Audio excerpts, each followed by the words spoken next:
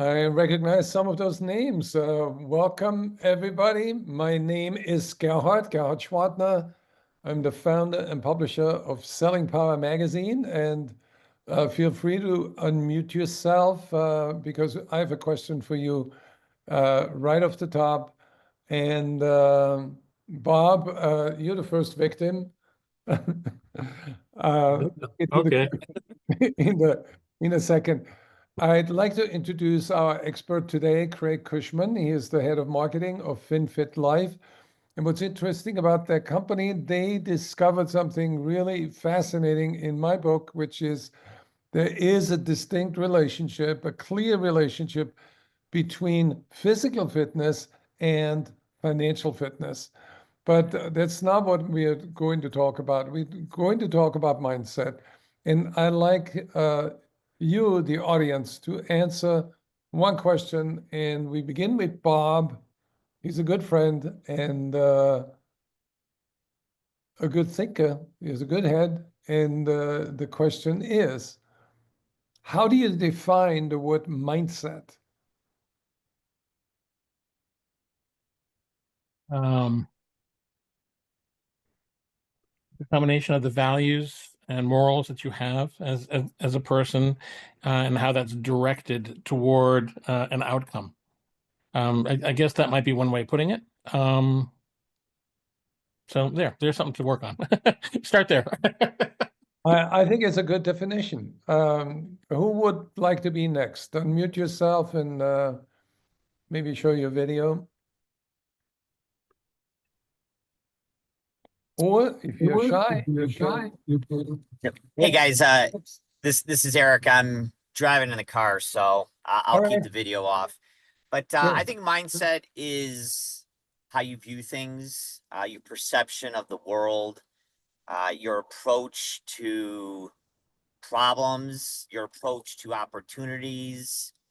You know, is it an obstacle, you know, at every problem, or is it an opportunity to grow and you know, find something creative in a situation that normally would stop you. Thank you, Eric. It makes sense. Tony Scola, where are you located?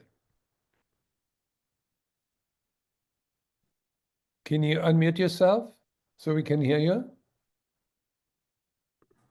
Hello everybody. Good afternoon. I'm in Brazil, in São Paulo. Welcome. Thank you. A pleasure to be here. It is a very small city with only 20 million people, right?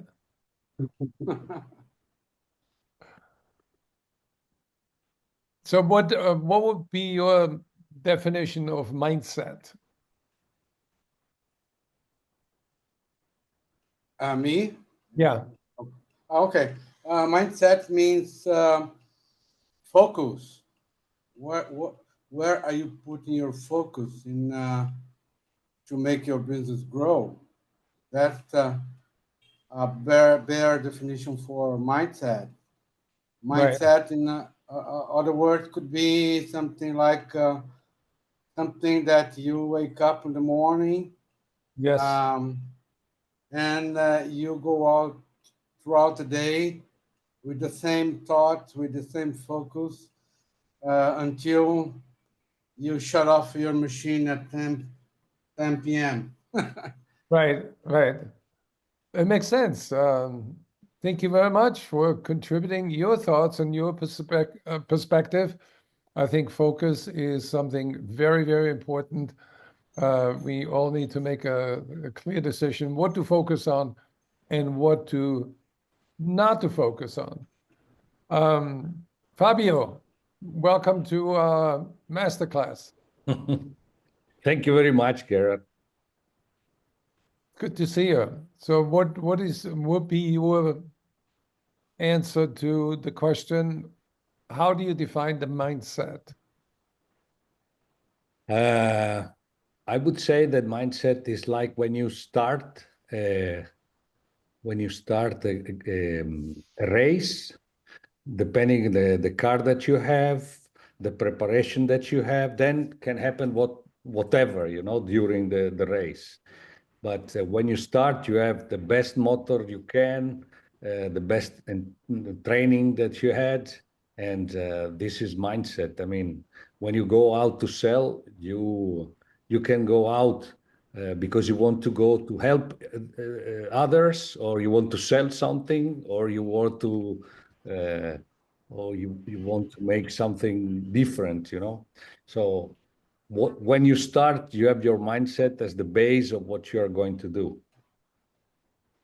Well, I like that analogy. You make it more mechanical, that the mind is like a fine-tuned engine that can pursue goals that are really big or dream big, and set all the action in motion so that you can achieve that goal and be glorious and successful and happy. But I need to know, does Fabio has a very Italian name, so I'm assuming it's either Lamborghini, Ferrari, or something else. So what is it, Fabio? What's the motor?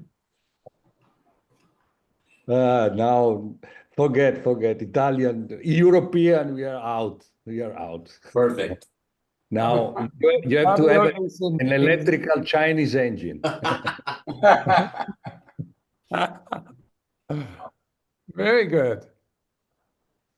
I just read an article a half an hour ago in the New York Times about Porsche losing 28% of market share in China because they built faster cars, electric cars that drive like sports cars and at half the price.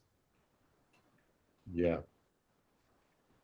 Mindset now is from Asia, is not from Europe anymore. Right, right. Can we get one more mindset definition? Who would like to join that outspoken group that wants to be heard and share?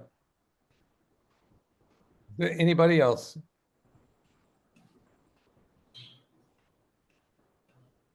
Well, then the next person would be Craig to take over. Can you sort of consolidate all those definitions and share yours?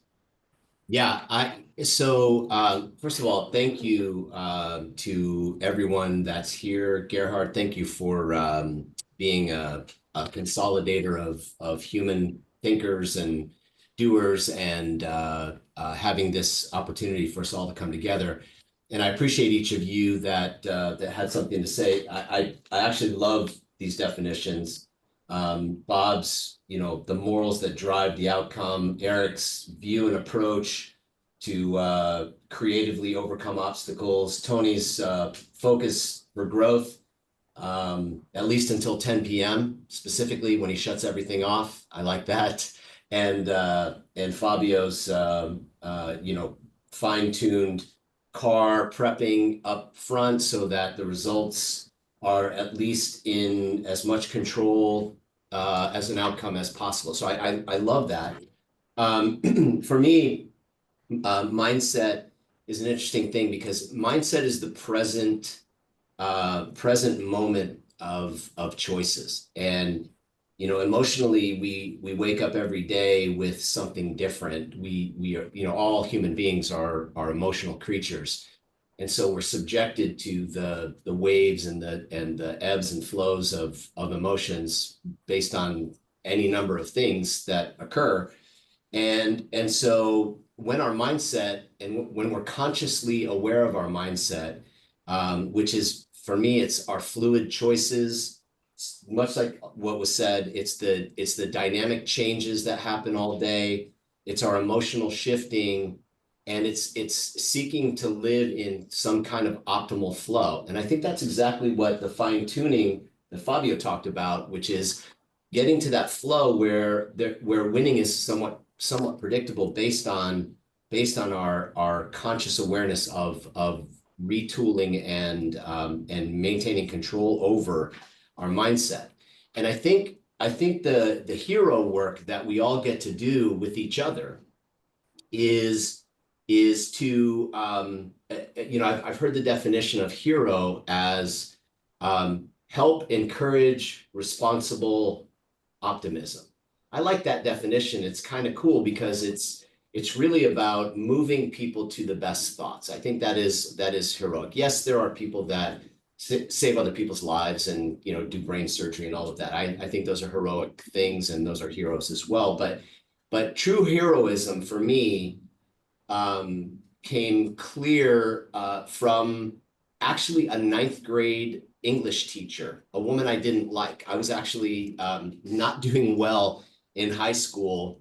My parents had gotten divorced a couple of years before at a key age. I was 13 or 14. And I had some rebellion going on in my life, and I wasn't doing very well. And this teacher kind of just disrupted me. I was failing the classes, and she invited me to come after school for 3 days a week, and she was willing to part with her time to give me my time. And I was smart enough at least to recognize if I didn't do that, it was going to affect my GPA and probably mess me up for college and everything else. But so I did. I went after school with her, and interestingly, I grew to love her because she was serving me, and I was humble enough to receive her training. And to this day, funny enough, this is an aside, but to this day, I can still quote the first page of the Odyssey of Homer because she made me do that. She made me memorize it and stand in front of the class and perform it. Now, what was significant about that is I had a like almost a failing grade, and I ended up getting an A-, which statistically is impossible, but she gave me a lot of extra credit because I was humble enough to receive what she was giving. So why am I telling you all of this? Because I think what mindset is something that is dynamic, and we need people who are heroic in our lives. And for me, the definition of a hero, it comes clear to me when I think about Mrs. Gromolski from my high school. And I defined it this way.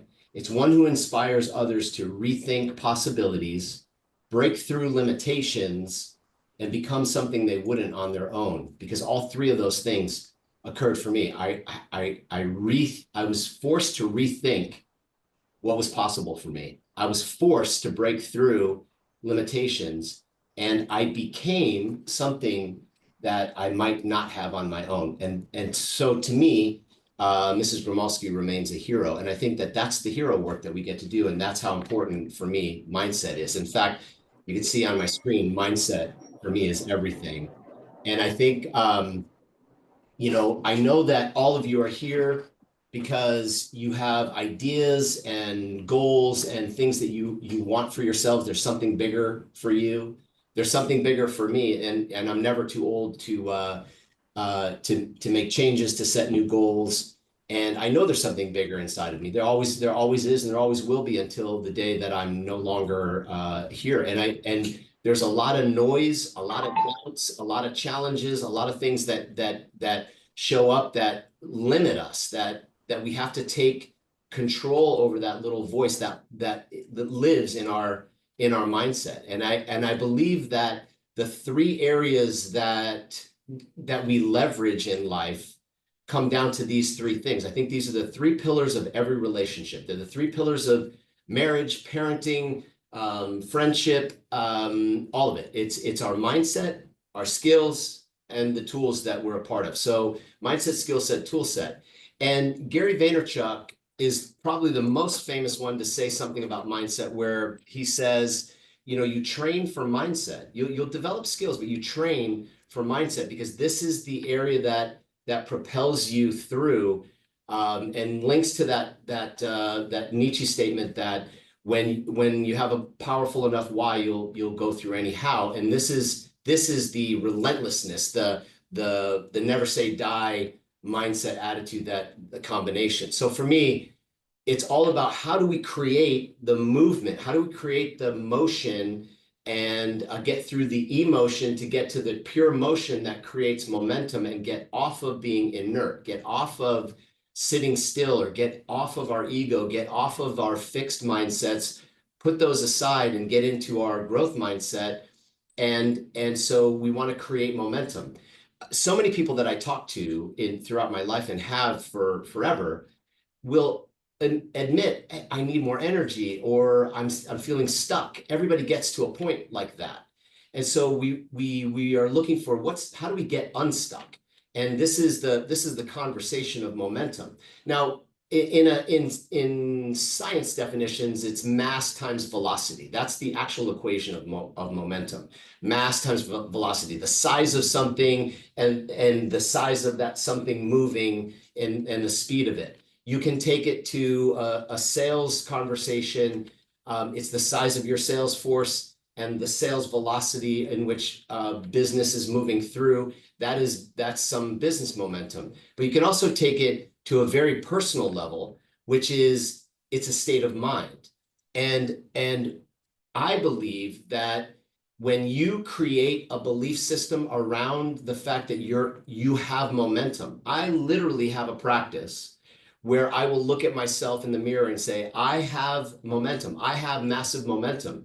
Now, what that does for me is it creates an immediate relationship between where I am in the present moment and what I believe is actually happening. And that space exists. And I know well enough that nature does not allow for a vacuum, so it fills it in.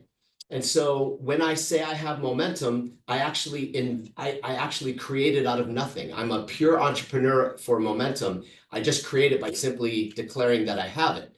And magically, somehow, it manifests itself. And so I believe that the most powerful momentum isn't mass times velocity, but it's the belief system that you have it. And it becomes a magical state of mind. Now, this leads into what I call nothing new here, nothing earth-shattering, but what I call a belief operating system. Some people call it a belief system. Some people call it a results operating system or whatever. But we all have operating systems. Computers have them. Organic systems have them. There are systems everywhere around us that are operating systems. We have them as well around beliefs. And fundamentally, we are always looking at our results. And if you ask, I've asked this of hundreds of thousands of people around the world, how many of you would like to make more money this year than you made last year? And to a person, like literally every single person says yes.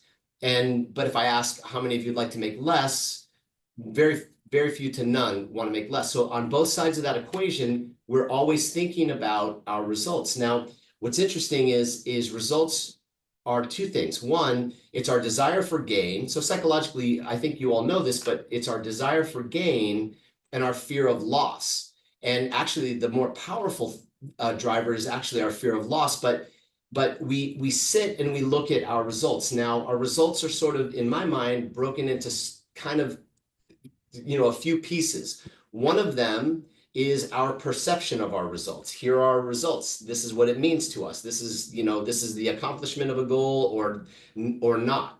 And it actually speaks to results can be our goal. Some people happenstance in life and they don't take control, and it is whatever is happening to them. So they're either happening to life or life is happening to them, but they have results. And that leads to the third kind of component, which is the constant empirical data. You get on the scale, it tells you a number. You have no relationship to the way that the scale does it. It just tells you a number, unless you cheat on the scale. Or you can look at your bank account, or you can look at the car you're driving, you can look at the house you're in, you can look at the quality of the relationship you're in, the quality of the relationship with your children. All of those things are empirical data points that speak to a result. Now, what's driving the result? What's driving the result is always the same thing. It's our behaviors and actions. Again, no science, no secrets here, but the behaviors and actions are our patterns and our habits. What lives underneath all of this is really just a classic amount of life-created habits that are both conscious and unconscious, subconscious, if you will, and then the patterns we choose to bring about. That's what drives our results. In many ways, we cannot control the actual results, but we can control the behaviors and actions we take. So that's not That's not, again, a new piece of information. Corporations spend many, many dollars to try to, create the behaviors and actions that you want, but it never really lasts. It never really works. Why?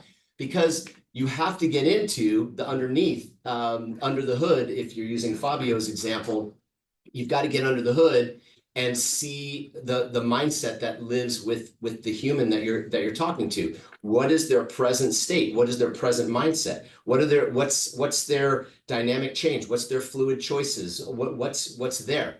And it has to actually also correspond with the attitude, because if you have a positive attitude, you're likely to take positive behaviors and actions. You're likely to take some risk with excitement, risk with resilience, versus maybe excitement with doubt, which creates fear, which creates hesitation. So behaviors and actions yield the results. So if you're going into your behaviors and actions with the right mindset and the right attitude, the higher the likelihood you're going to get the right results that you dream about. So this is where this becomes really important, and you want to try to hack into this operating system as much as possible and create a positive attitude. Because here's the thing, a positive attitude can assure you that you're on your way. A negative attitude is likely going to create you being in your way. And so those distinctions, it's a small distinction, but it's a huge distinction on the result. It's much like that 1%, if you're taking off in an airplane and you're off by 1 degree, it's said that if you go around the world, you'll be like 800 to 1,000 miles off course. It's a tiny little thing in one end and a huge result in the other. So it is an important part of what we do every day to manage that. And so that sends us into these underneath that, because if mindset and attitude was it, then everybody would be super successful, because they would control that, because we can to a degree. But the problem is there's something deeper. And we are unfortunately hampered by our story that we tell ourselves, where the traumas, the little voice that says, I doubt this, or I fear this, or we failed at this before. And all these ideas come up. When you see a light of possibility and hope, you end up, fighting with yourself. And that unconscious programming needs to be rewritten. So the hardest work we do as human beings is to go into our life story and conditioning and rewrite it, and make our story of an adventure and a love story and a comedy and a fun thing, instead of a horror film and something that doesn't go well. So people who take the time to go deep into the conditioning, which I think this conversation is a part of, make magic happen for themselves. And that's the hardest part. The easiest thing you can do is to secure and build your talents. Now, talents for me are knowledge and abilities. And Gerhard and I were talking earlier, and he told me about an app that can teach you how to juggle. Now, I happen to know how to juggle a little bit, but what's fun about that is it's a talent.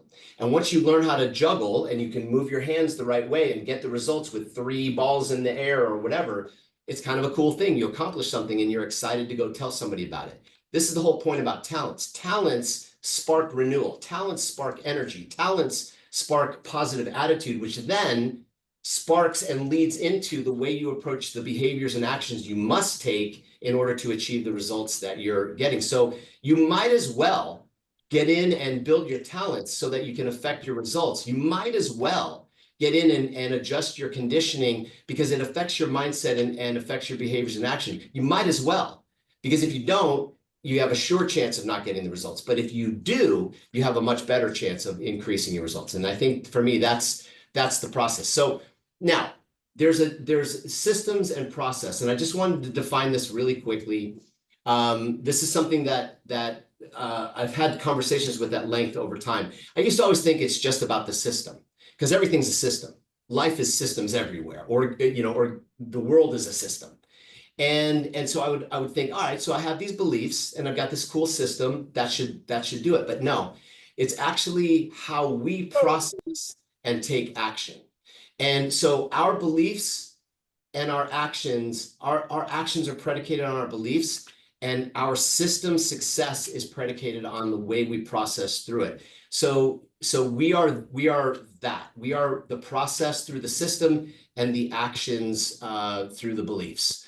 Now, in everything, it's about an evolution to revolution, right? So we're constantly evolving, and we're constantly creating a little bit of new revolution in our lives. In Fabio's example, we could talk about RPM, revolutions per minute of the finely tuned engine. Revolution is just the way that you go around the sun or go around an event, or how you create new actions in your life. This is how I see it, right? Information comes to us, or we seek it, or we go get it. And as we bring new information in, that is an evolutionary experience. We evolve our brain with something new ideas, new relationships, new possibilities. And as we get that information and evolve, now we have to seek to understand, what does that mean, right? And that becomes a revelation. So we go from evolution to revelation. Now I understand what this means. Well, now I'm sitting with the decision making around the implications. What's the implication on me personally and professionally? Do I accept that? Because now that requires some rebellion, right? This is I'm going to rebel against the status quo of my existence, and I'm going to do something different, because if I don't change, I get the same results, and I want something different and better. So I've got this new information, I've got this evolution, I've got this revelation, now I've got this rebellion, and I'm going to change, and then I make a commitment, or we can call that a resolution. And then that resolution puts me in firm decision mode to take action, which then becomes the revolution to create a new possibility. This is evolution to revolution for me as a human being, in my brain and my soul and in my heart. Now, then I have to step into the skills that connect me to humanity, that put me in as a great leader, or that put me in as a great individual performer, or put me in it as a great father, husband, friend, whatever, contributor.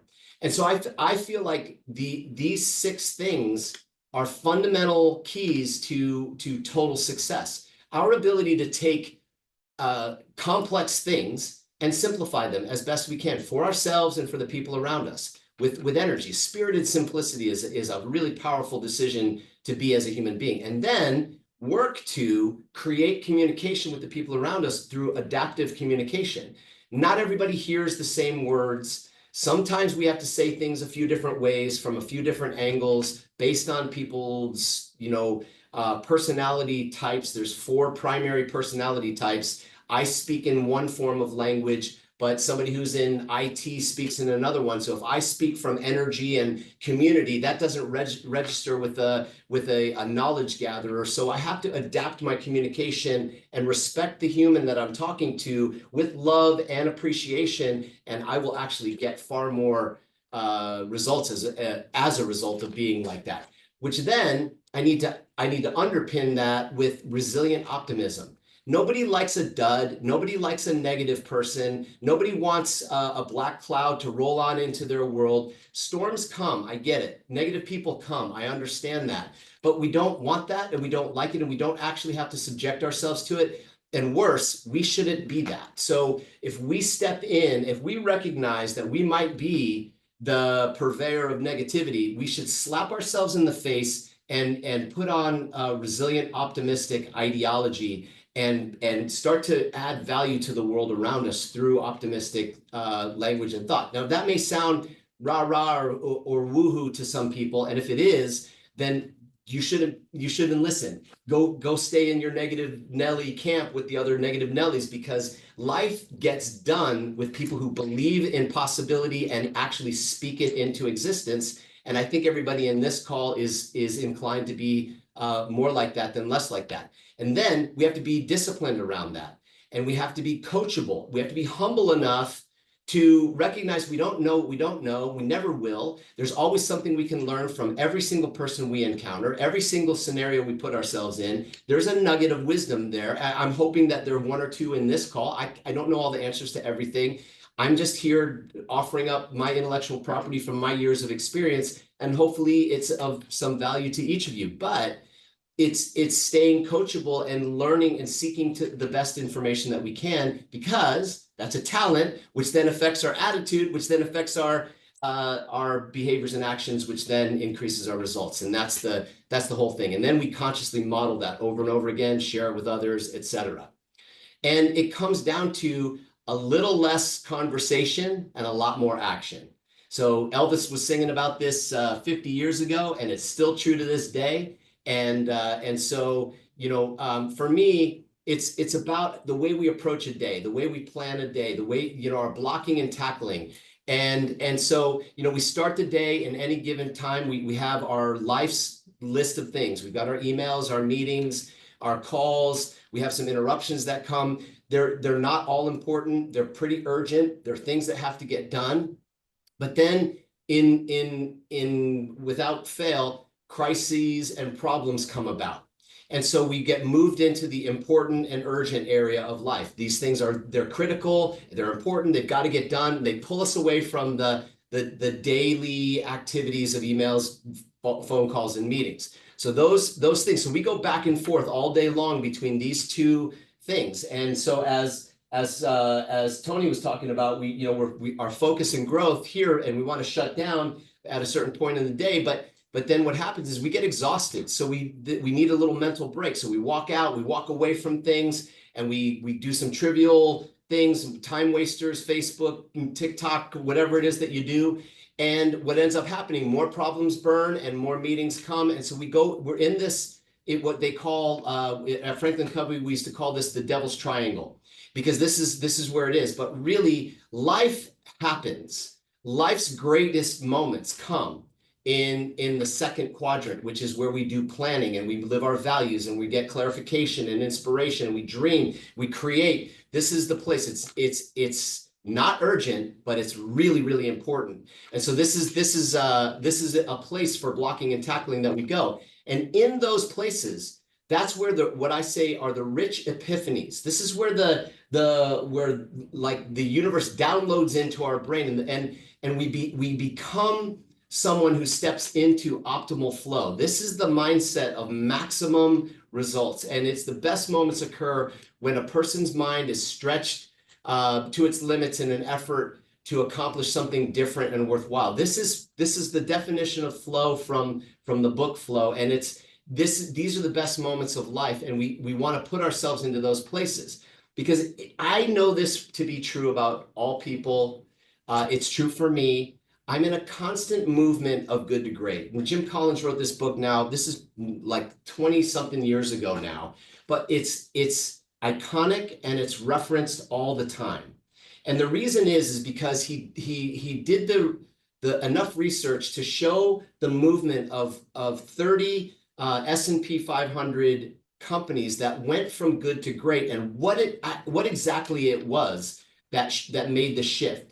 What was happening at the transition point that those good companies, good returns, good results, shifted and went to great? How did they get this hockey stick scenario? Well, there was a conscious decision. The conscious decision was made by a leader, a new CEO, a new executive board member, a new team, and a conscious decision to do something radically better, radically different in the environment shifted the performance. It wasn't an insane thing. It was an adjustment, a tweak, and a refinement, but that created a transition point. Now, I think that this same scenario is equally, it's equally available to an individual. We individually want to go from good to great. And I think we see it in organic systems and in the world around us. And we can see it. I like to look at the butterfly. So we have this caterpillar. Caterpillars are not something we all notice. Sometimes we see them if they're climbing up a tree, or they crawl on us while we're out having a picnic or something like that. But caterpillars are not necessarily something we are all enamored by. They're just worms with legs, right? So they are what they are. But we know what they are, and we know what they're predestined to become. We know what they're about. So at a certain point, they make a decision. It's time for me to step into myself. It's time for me to stop waiting and starting my journey to awesomeness. And so it climbs into a tree, it grabs a leaf, it starts chewing on it, wrapping it around itself, and it goes into what's called the chrysalis. Now, this is a beautiful thing in nature. In the spring and the summer, we could see this, where these things are sitting in the trees, and we know that caterpillar made a decision. It's living a pretty good life. It's enjoying eating the leaves, but there's more to it. And so it climbs into the tree and it disintegrates itself. It literally chemically releases the things necessary for it to actually literally turn into goo. So it goes from good to goo. And this is a very interesting decision. It's a risky decision, and it's a risky one for all of us. When we step out of what we can control and release ourselves into something bigger, we take a risk for ourselves, and we go from good to this state of unknown. But it's only in that state of unknown, like the chrysalis, that it recalibrates itself and it becomes something great, something we love, something we are enamored by, that when it lands on us, it tells us a story. If we see one, we go, oh, that means this, or that means that, or that's my great grandmother landing on me, or whatever it is, the story that you talk to yourself about butterflies. But we all love butterflies. And this process is good to great. That butterfly that's so beautiful to you, that's moving around and catching your eye, at one point was just crawling around on the ground that you wouldn't have noticed it. So this is a very interesting reference, and it's a conscious decision. The caterpillar made a conscious decision to be great, and it went and it exerted enough energy and persistence to create something. And Benjamin Franklin said, energy and persistence conquer all things. A positive energy, back to the belief operating system, it's your attitude. The right energy is your attitude. The persistence is also part of it. You can't just have a great attitude and life then falls in your lap. You have to have the resilience, the rigor, the discipline. All of that has to go along with the positive relentlessness and the intent to do good, be good, and influence people. This is a energy and persistence conquer all things equation. And if you understand that and you take that in and practice life this way, you win. It's like that. And then you have to build the skill set to actually connect with other human beings. So once you make that good to great decision, recalibrate yourself, have the right attitudes, you then have to make sure that you have aligned yourself and acquired the emotional intelligence, number one, to self-regulate, to know when it's time to create change. Number two, to self-motivate and help do this with other people, to have empathy.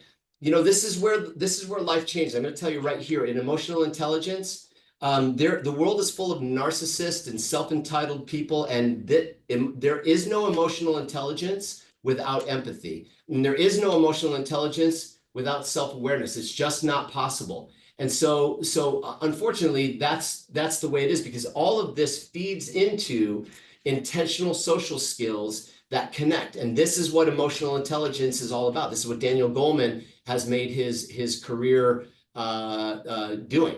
And our EQ, it's great to be super smart. It's great to have a great intellect. I have no question about that. It's a very important thing. But there are a lot of smart people who cannot connect with other human beings. You know that. There are a lot of doctors with no bedside manner. There's a lot of people that have big brains and no heart, and they just can't connect. So our ability to connect with other people is our emotional quotient, and it affects our business, the way we communicate, the words we choose, our physical health, our spiritual health, our mental health, our financial health. Our physical health is all involved in that. And then that bleeds into the quality and the intention in our relationships. And relationships are what actually get us to success. None of us gets done anything without the love, support, belief, and help of other people. So EQ is the name of the game. And here's the deal. Daniel Goleman has done all kinds of proof points on this. Top performing salespeople are 85% more productive than the average performer. That's just a fact of the matter. So one of the biggest skills to unlock and unleash your total success would be your ability to refine, define, increase, your emotional quotient, your emotional intelligence, because you will be 12 times more productive than the lowest performing people in your organization. That's a fact of the matter. This is indisputable, incontrovertible data points from Daniel Goleman's practices. So when you are approaching something for the first time, and everything can be new the first time. First time you had a child, the first time you got a house, the first time you got a new job, your first day on the new job. Everything has some complexity because you're trying to see all the moving parts. And as you're making that ascent up the new thing, you need instructions, you need the content of what you're doing, and you need to be sure that you're clear on the context, the why you're doing it, and you need the coaching, how to get there. And the grind up the mountain is very difficult, no question. But when you get there, when you get to the top of this mountain, this is where you celebrate all wins. And this is a psychological imperative. If you want to win and continue to win, you've got to get to the top of the mountain and celebrate it. And then as you're coming down the mountain, you just need the support, and you will ultimately duplicate this process. Now you're going to have headwinds. That's the indication of the colored arrows in there. You have headwinds coming at you. So your ability to speed this up is when you can turn these headwinds into tailwinds, and you'll increase the results and increase the speed. It's literally about an hour different. If you fly from New Jersey to Los Angeles, it takes about 6 hours going to LA and about 5 hours going back. Only reason is because you have a jet stream of air. One's coming at the head of the plane and one's at the tail of the plane. That's it. That's the only difference, the same distance. So when you understand that there's simplicity on the far side of complexity, it's complex to fly against the wind. It's less complex on the other side of it. And as you build these skills, this intelligence, this competence then becomes confidence. And the thing about confidence is the energy that transfers between people. So confidence is what gets us the results. And it feeds into and bleeds into the way we take the story or the facts of our business, the facts of who we are, the facts of our offering, and then we can weave it into the story, because the facts tell the part of the brain, the prefrontal cortex, the thing that does the validation of the information coming to them. These sound like facts. The story hits the emotional side, the emotional intelligence side. The stories do the real selling, and people don't remember the facts. They remember how they felt about you telling them the facts. And so having the outline of a good story is actually crucial. So I created this 8-point short story many years ago. I've trained it to many companies. And the whole idea is it's to give you an overview of what a good story, what a respectful way to communicate with somebody. It's kind of an elevator pitch stretched out a little bit. Just, who you are. Hey, I'm this, I was a stockbroker, and then I found this new opportunity, or I wasn't looking for an opportunity, or whatever the case is, and how I found X company was, and what impressed me the most about it. And now what it's doing for me is, whatever that is.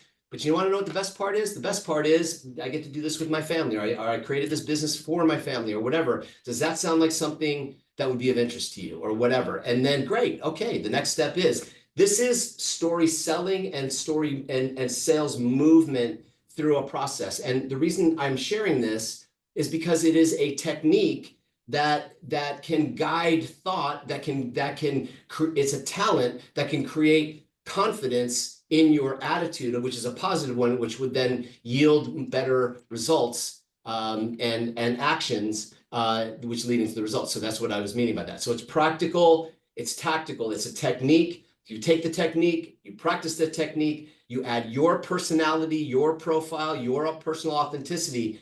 Now what you just learned from the outside becomes congruent with you, and that confidence is emitted to the people that you're talking to. And that is where your skill set now becomes an important part of your mindset, and it affects your indomitable will that you cannot fail. So this is an important part. And it keeps emotions in check, because we know this for sure. When emotions go up, intelligence goes down. Feelings go up, logic goes down. And you only have to remember the last time you had an argument with your spouse or whatever.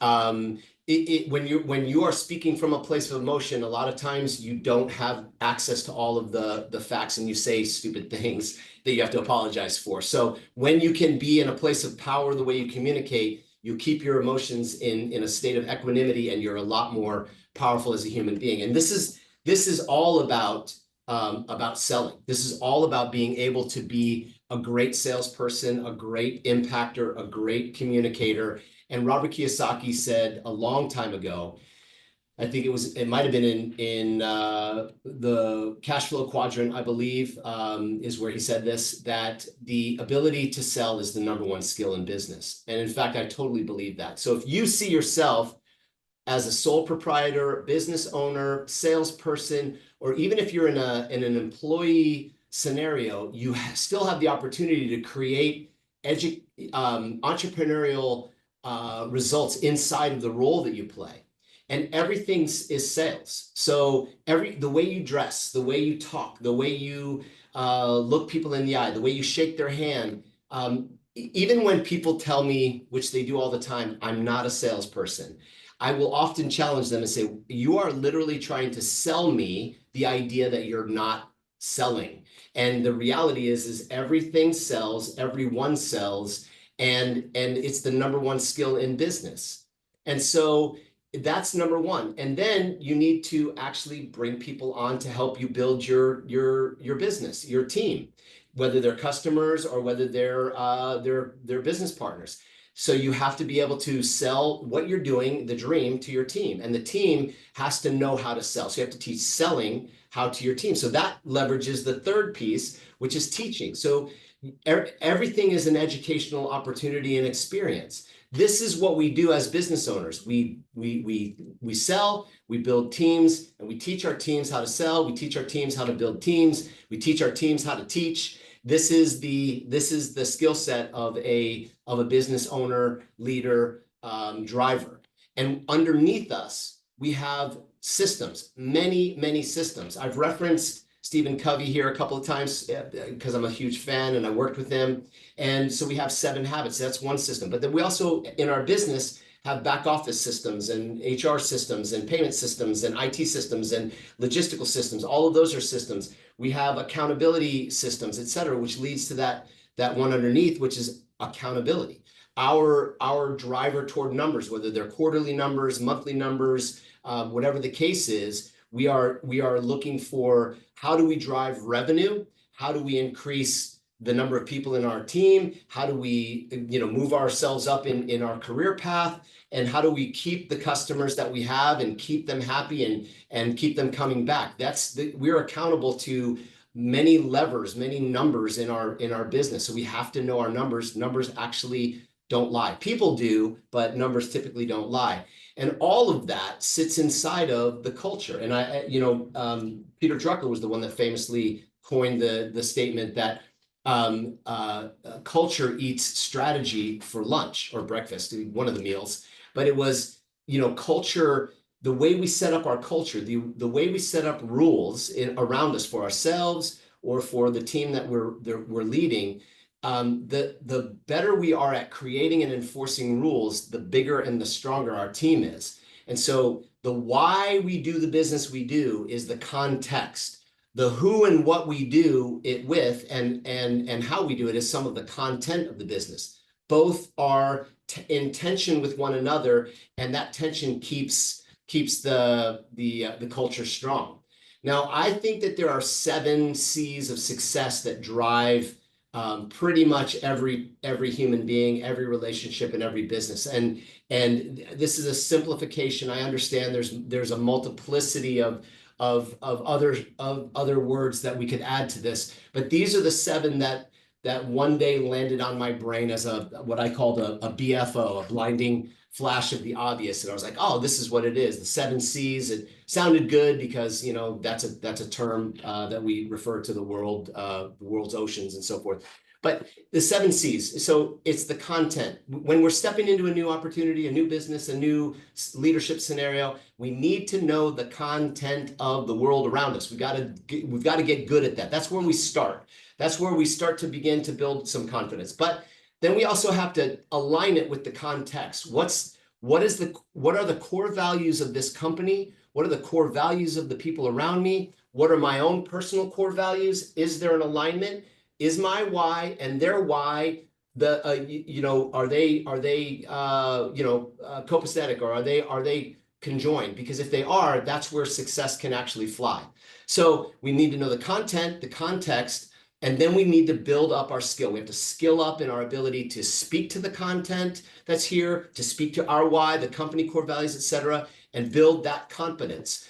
As we emerge through that, as we build competence and skills, it automatically builds confidence. And this is what I said in the belief operating system before. When you get a talent, it immediately shows itself as confidence. And confident people are felt before they say anything. And so once we have that confidence inherent within us, then we begin to master the skills of persuasive communication, effective communication, choosing language skills, choosing sentences, choosing when to pause, right? There's power in the pause. We notice it. I've been talking nonstop from the beginning, but just that moment where I paused, you actually made note of that, because it's a communication skill. And then as we build our communication skills, now our commitment to what we're doing, why we're doing it, becomes clearer and clearer. And it's no longer a wish, but it's actually commitment. And there's a very big difference and distinction in a committed person.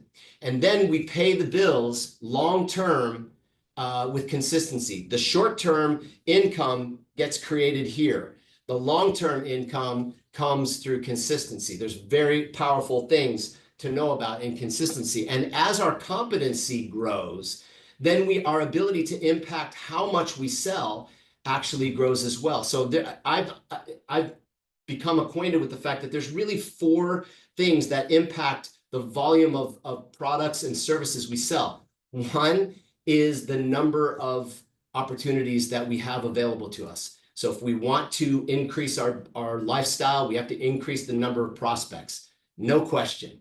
Now, we also have to work on the average deal size that we're working on. So we need to create larger deals and increase the size of the deals that we work.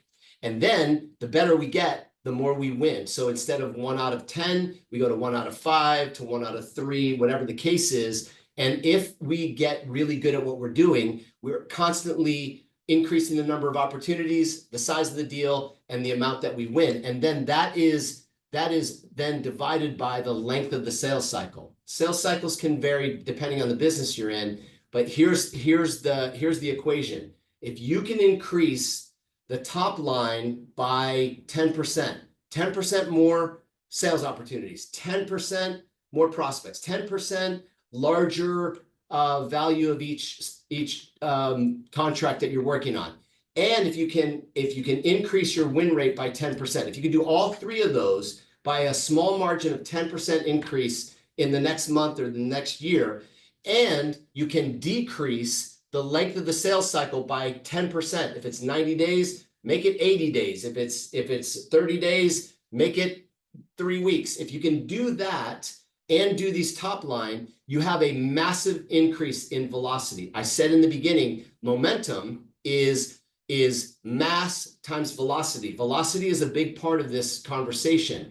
And you will have a 47% increase in total velocity by making small 10% incremental increases in the 3 and decrease by the 1. Now, again, I said that money, long-term money, is paid in consistency. And I believe that many people understand the law of compounding interest. It was Albert Einstein that called it the eighth wonder of the world. And it's a very simple equation when it comes to interest. It's the amount of interest you're receiving on your investment. Take $10,000. And if you got 10% interest on that $10,000, then you divide that 10% interest into the number 72, which then becomes a 7.2 coefficient, if you will. And so if you take that and say that what that 7.2 number means is that that's the number of years it will take for your 10,000 to double based on the 10% interest it's receiving on a compounding basis for the next 7.2 years. And then it turns into 20,000. And that continues on that journey. Well, this is the power of consistency. It's the power of compounding, and it's the power of leveraging residual income. Well, the same holds true with people. You can compound knowledge, you can compound people in your team, and all of it. But this is the power of consistency. I've asked this question. Many of you have seen this. This has been around for a long, long time. So if you've seen this before and you're bored with it, I apologize, but it's always good to just look at it. If I were to ask any one of you, would you rather have a penny that doubled every day for 30 days, or would you rather have $1 million on day one? Take your pick. I get a variety of answers. The funniest answer is always, I would like both. And the answer, that's a great answer. But if you had to pick one, you pick one. And so many of you have decided that already. You're sitting here going, if you've never seen this before, you're like, yeah, I don't know. And so you might say, I want $1 million, because that's pretty awesome. You get $1 million today. You got some choices you can make. And so, but as we go forward, here's what's interesting. You take the penny and you double it every day for 30 days. So for 12 days, your penny on day one has turned into $20.48. So the guy that chose $1 million is way ahead. He's already got a new car. He's already on, is in the Maldives and whatever. And you are sitting here with 20 bucks and you're like, that didn't do anything for me, but it keeps going. And so for the next few days, it turns into $1,310.72. So this is 18 days. That guy's got $1 million. He's probably down to 750,000 at this point, playing around, and you're only at 13,000. You're not excited in these first 18 days of what's happening. But it starts to get a little more exciting, because for the next 6 days, it moves from $2,621.44 to $83,886.08. This is starting to look like a game that is fun to play, and it is, because by day 30, it's turned into $5,368,709.12. From a penny to 30 days later, it's turned into $5 million. So this is an amazing thing. So you just won massively, but it all happened toward the end because you paid the price consistently through the beginning. This is life.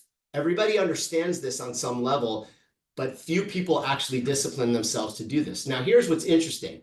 If I were to ask you, okay, well, what's the cost of doing every other day? What's the cost of inconsistency? What if you just, instead of doubled every day, you doubled every other day? So then that becomes a really interesting question, because many people will say, well, if it's 5.3 million for 30 days, it's probably something like a couple $1 million. That's the mindset.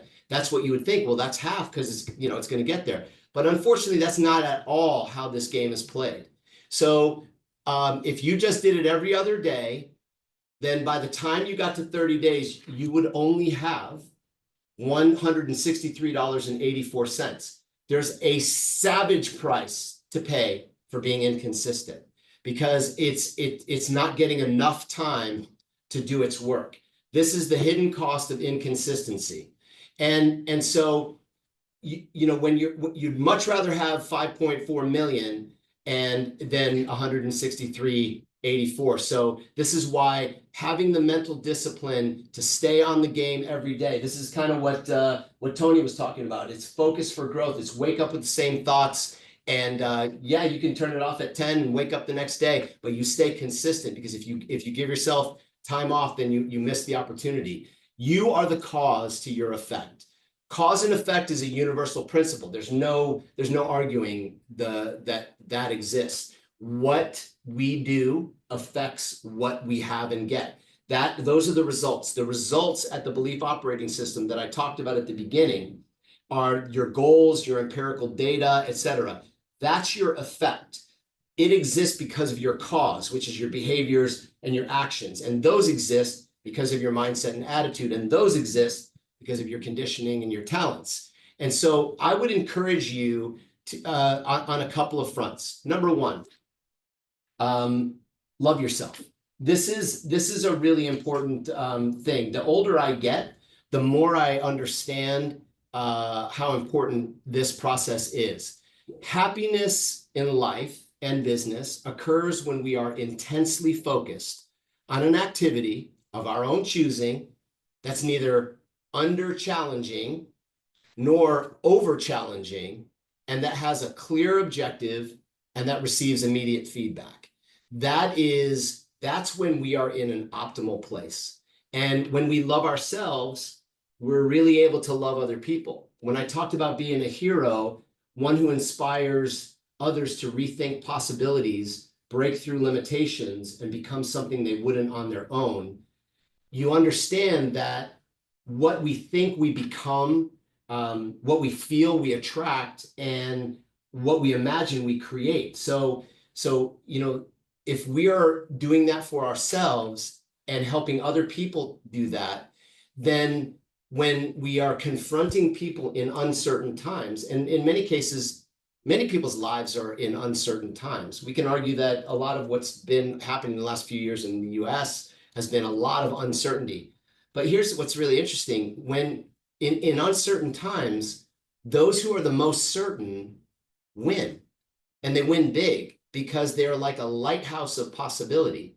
And it's a foregone conclusion that people will want to know more about what's happening for you. And you become, instead of a mindset of a victim, you have the mindset of a victor, where you're in control, you're moving forward, you've got power, you're self-driven, and you appreciate what's happening in life, and you're seeing the abundance, as opposed to being a victim where you're coming from a place of scarcity, and you're feeling controlled, structured, and you like contract.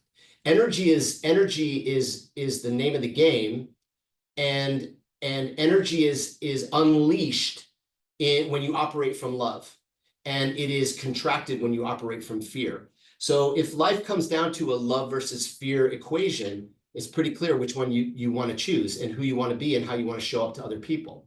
And this is the second point, which is to serve others.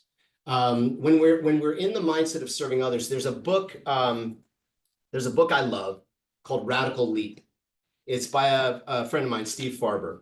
And he has a quote in the book where he says, "Do what you love in the service of people who love what you do." Do what you love in the service of people who love what you do. So it's a three-part story. Find the thing that you love. When you're in a flow zone, it's because you found passion, and you're executing on the enormous benefit and energy that's created from passion. So doing what you love.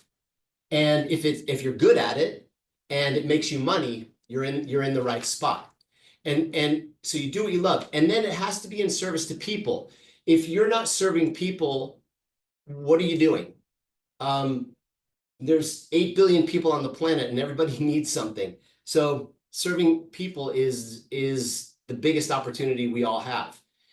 So do what you love in the service of people, and then make sure that they love what you do. Don't half-ass it. That's a really important part. Make sure they love it, because here's the real deal. If a customer is not a customer until they come back 12 times. Now that's an equation that comes from my friend Kelly Ritchie, who actually he was a partner to Robert Kiyosaki as they were building the Rich Dad business in the United States 10 years ago.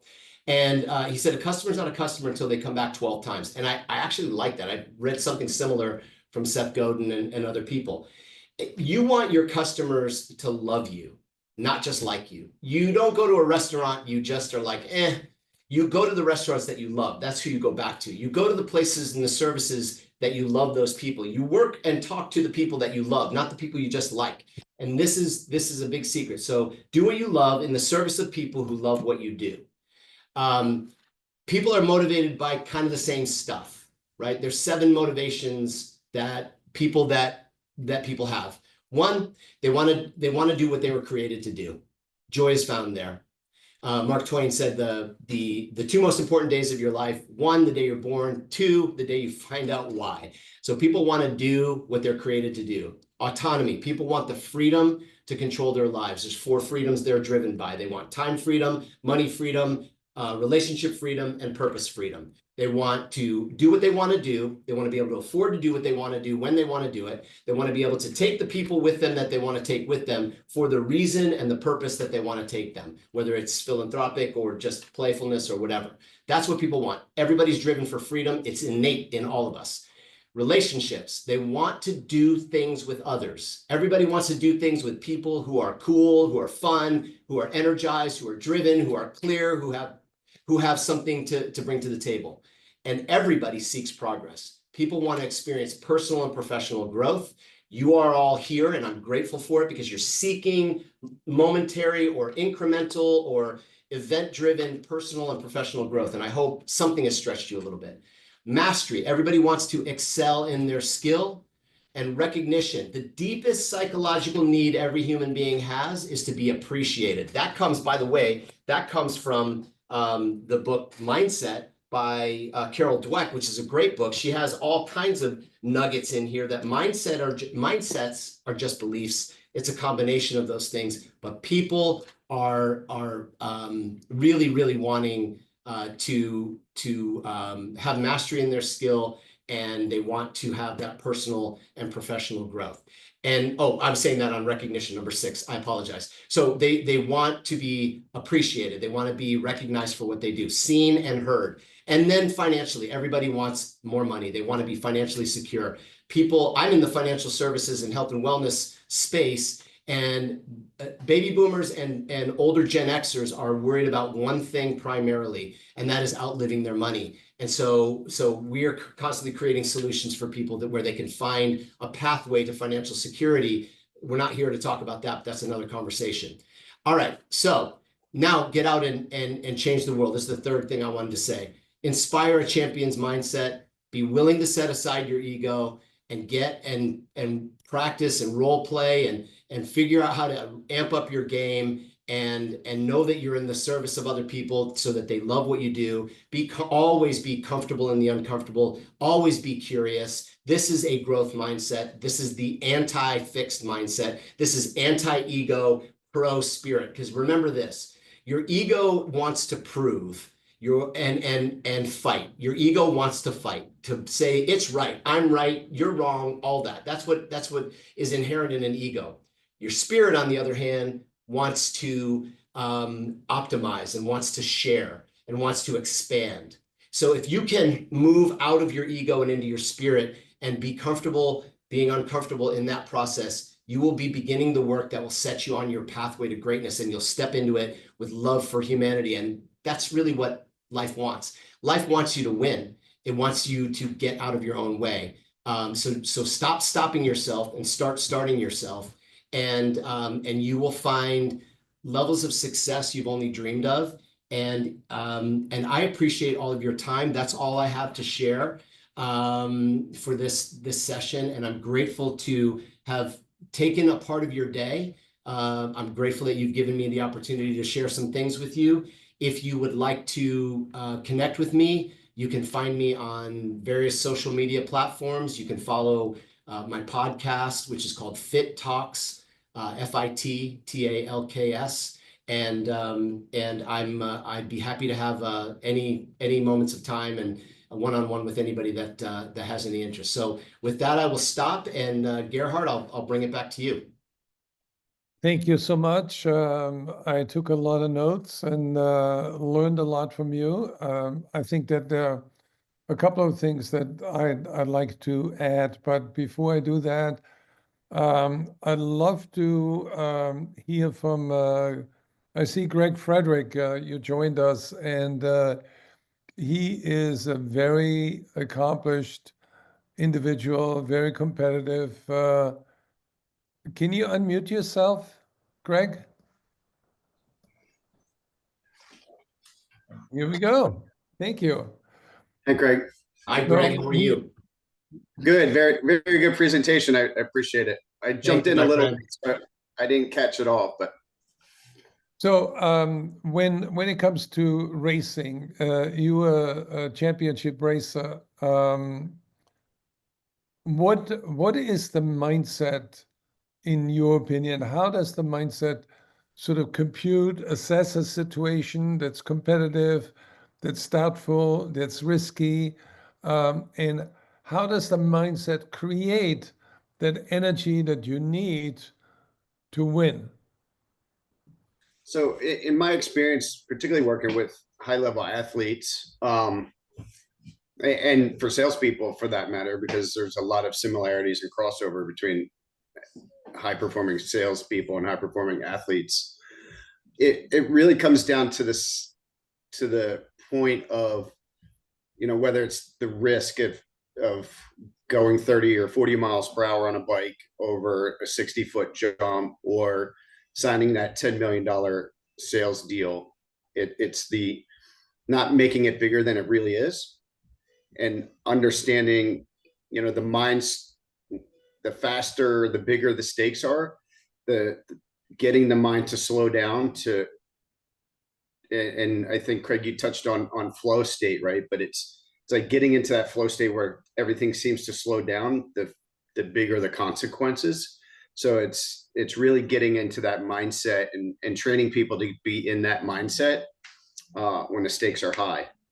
But also going back to, and again, I apologize, Craig, because I was jumping in and out of your conversation. I kept getting distracted with calls, but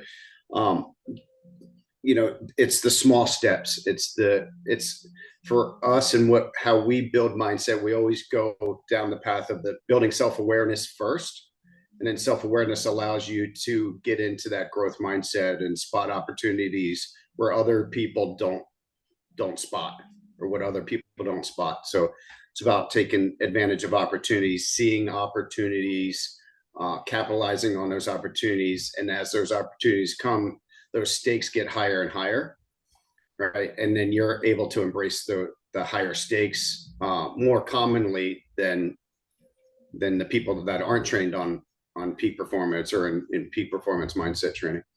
I love that. I love that, Greg. Actually,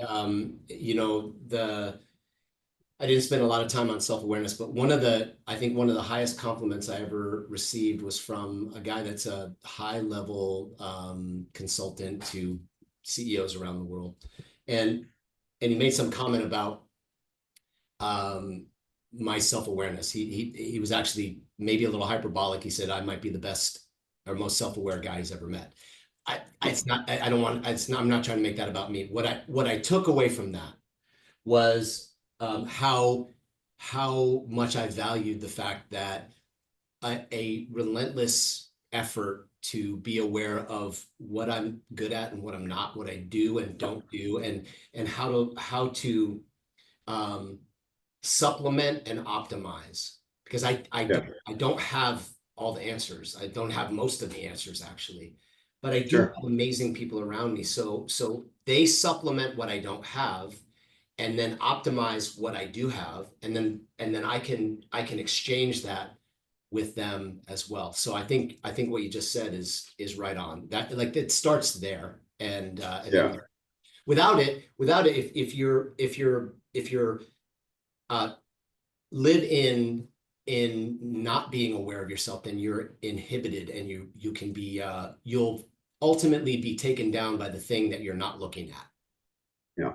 The way I like to put it, Craig, is if each of us are stars with 5 points, our stars should be very pointed, but our orbit around us is what should be well-rounded, right? It's the orbit. It's the people we put in that fill in the gaps of our stars that make us well-rounded. Love it. Love it. Better to pull an organic thing together like orbiting, because that's what we do with each other. So that's awesome. Love it. I want to toss the ball over back to Bob Britton. You made some comments during the presentation, and I want to hear a little bit more about your comment where you touched on proactivity versus reactivity? Oh, yeah. I guess it's one of the oldest decisions that we make, right? Are you going to be a victim or not, right? So you don't want to be a victim. And we don't make a choice of actually being very proactive and controlling what you can control. When you start to cede the control over what's in your life over to something else or somebody else, that's when your mindset starts to deteriorate. So it's important to take stock of what it is that you actually have within your control. And the very first thing we do every single morning, and I tell people when they're working for me, is this: it's that you have a choice to make every morning. Are you going to be in a good mood or are you going to be in a bad mood? It's as simple as that. The first choice that you make every morning when you open your eyes is that. And if I'm a very positive person, so I'm always thinking about what can I do that's going to be good and happy and positive. And so there are other people, and I think we all know them, that they're not happy unless you're not happy. So, those are the kinds of people you want to avoid. Well, I want to hitchhike on that idea because of something that Craig said earlier is the ability to love yourself, which made me think that the relationship that we have with ourselves is really the blueprint for creating a relationship with other people. And we are not aware of the blueprint unless we look at other people and see the reflection of love in their eyes when you love them. Yeah, the other thing to keep in mind too is that you cannot please all the people all the time. It's not going to happen. And you have to understand that you have a purpose in life, and there are people that are going to gravitate towards you and actually be repelled by you, and as you go through life. But you need to embrace the fact that you're here for a purpose, and see if you can't discover what that purpose is, and then work toward it. That's a good mindset as well. Gerhard, I think you are bringing to front and center exactly the whole idea is the more we understand that what's happening out and around us is actually a reflection of what is happening inside of us. And if in the moment, this is kind of what Greg said, that the moment that you change your awareness to that, then you start to do the work in the shadows that Carl Jung always talks about, right? So we go out and confront what are we running from and what are we running towards, and we start to do that work internally, and it then ultimately reflects externally. And so the blueprint, as you said, is exactly that. Life is a weird journey because we should be told that at the beginning, but we're not. It's like we have to fumble along, we have to fail forward until we figure it out, and then something happens and we meet somebody like a Greg or a Bob or a Gerhard, and we get this insight, and that changes everything. So it is, in fact, life is a direct reflection of how we are operating our blueprints. So I used to always say to people, almost like in a pastoral sort of at the front of the church kind of way, I'd say, well, listen, if you ain't got it, you got to go get it. And then when you get it, you got to go give it. Got it? That's what I would say. And the whole idea is like the real information in there is, if you don't have clarity on who you are, go get the clarity on who you are. Work that control that Bob talks about. Wake up every day, make that decision, because as you do that, you can't give what you don't have. So go get it. That's your first job. Second job is go give it over and over again, and it gets better and better. So that's the deal. I think another way to look at this is to watch what you say to yourself. And there are two things that we are telling ourselves. One is we make statements and we create stories. So when something happens, we create a story, we tell the story, and then we think that's an accurate reflection of reality, but it isn't. It's just one version of reality. There are many different stories we can tell. And it's the same with statements. So if I have an experience and I'm driving and somebody is cutting in front of me and I had to slam the brake to avoid an accident, I can say, what an idiot. Or I can say, that's inconvenient.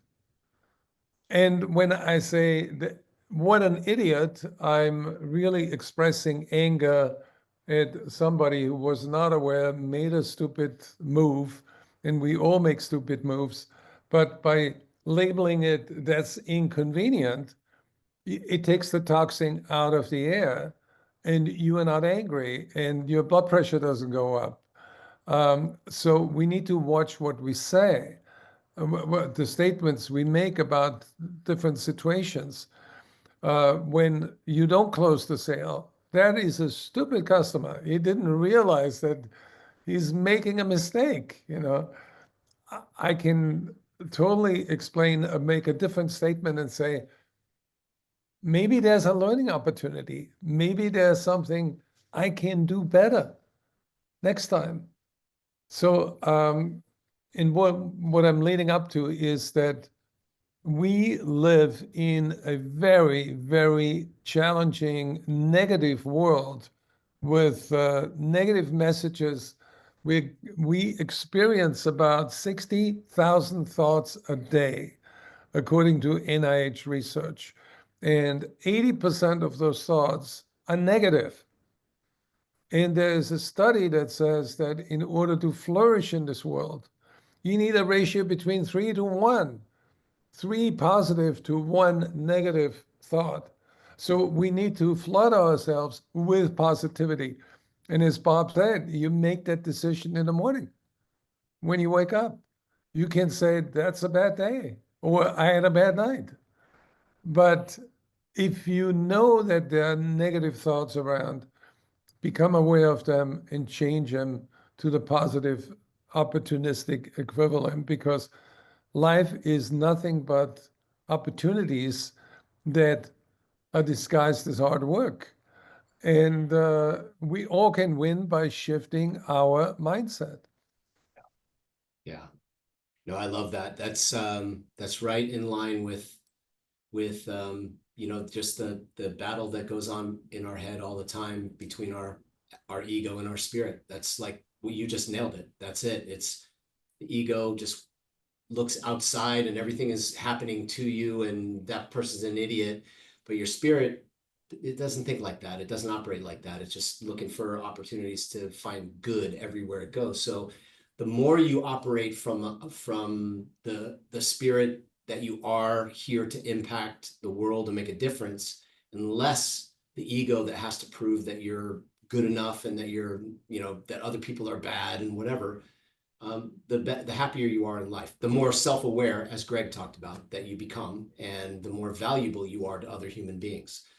And the more you contribute in life's not about what we accumulate, for sure. And it is very much what we depends on what we look for.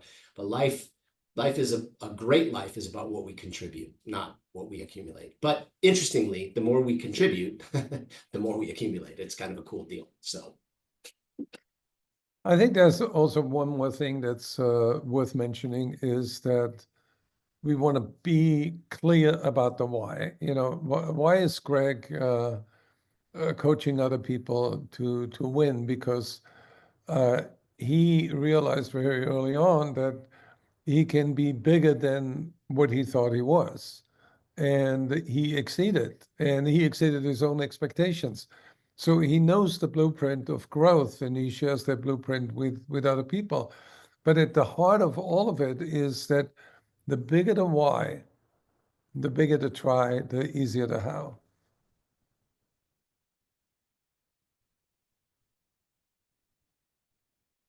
Well, that was an amazing session, Craig. You led us to a lot of wisdom.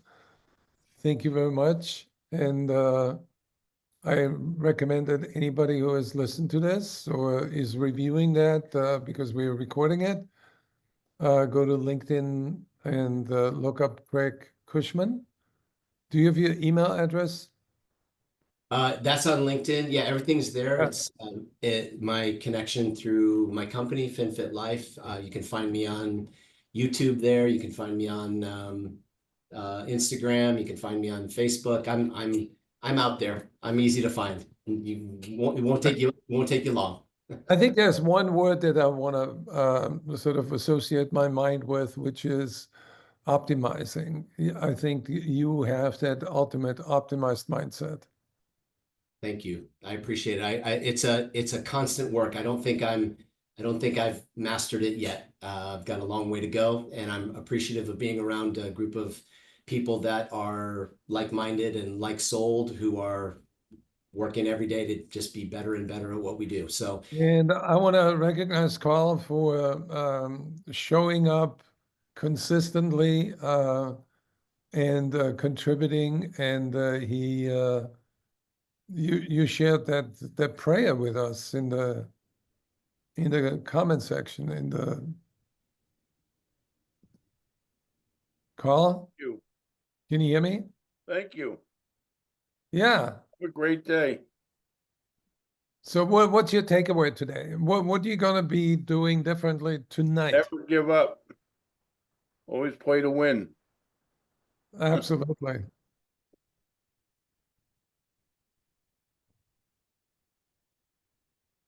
Well, thanks everybody. That was an amazing session. We recorded this and we are going to make it available as an executive summary, which I create, and then a link to the video, and we put it on our YouTube channel, and we also publish it in our masterclass. Thank you, Craig. thank you, Gerhard. Thanks, everyone. Appreciate it. Have a great day. Thanks, everybody. Thank you. Thank you, Frederick. Thank you, Carl. Bye-bye.